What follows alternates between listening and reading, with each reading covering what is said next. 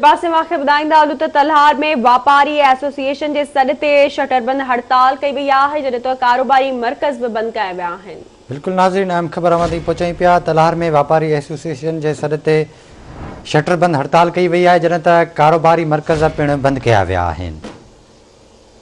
अवांखे update कंदा हलूं तलहार में वापारी एसोसिएशन जे सॾ ते शटरबंद हड़ताल कई वई आहे, कारोबारी मर्कज़ बंद कया विया आहिनि। अवांखे अपडेट कंदा हलूं, ब्रेकिंग न्यूज़ आहे त तलहार में हड़ताल कई वई आहे।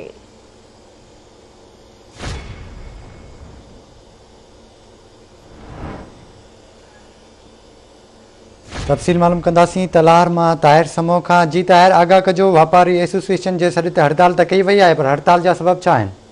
जी बशारत, वापारी एसोसिएशन जे सदर राजा मुमताज़ ख्वाजा शहरी सिविल सोसाइटी तरफां अॻूणे जेको असिस्टेंट कमिश्नर आहे मोहम्मद अली ख्वाजा, अॻूणे मुख़्तियारकार अब्दुल रशीद मेमण पारां मुबीना तौर जेके खाता आहिनि शहरियुनि जा, उहे किरोड़े रुपयनि जी रिश्वत एवज़ तब्दील करे जेके से ॿियनि खे अलर्ट कया आहिनि, उन खिलाफ़ ताजर बिरादरी ऐं शहरी सिविल सोसाइटी तरफां शहर में शटरबंद हड़ताल पुर कई वई आहे, जॾहिं त शहर जा मुख्य कारोबारी मराकज़ बंदि आहिनि ऐं शहरियुनि जो ताजर एसोसिएशन जो इहो मुतालबो आहे त अॻूणे असिस्टेंट कमिश्नर मोहम्मद अली ख्वाजा ऐं मुख़्तियारकार अब्दुल रशीद मेमण सुपरवाइज़र तरफां जाली खाता ॿियनि खे अलॉट कया विया आहिनि, जंहिंजी उन्हनि मज़म्मत कई आहे ऐं उन्हनि मुतालबो कयो आहे डिप्टी कमिश्नर बदीन खां, वज़ीर आला सिंध खां, डीजी नेब खां, DGFI खां ऐं चीफ सेक्रेटरी सिंध खां, सिंध हाई कोर्ट जे चीफ जस्टिस।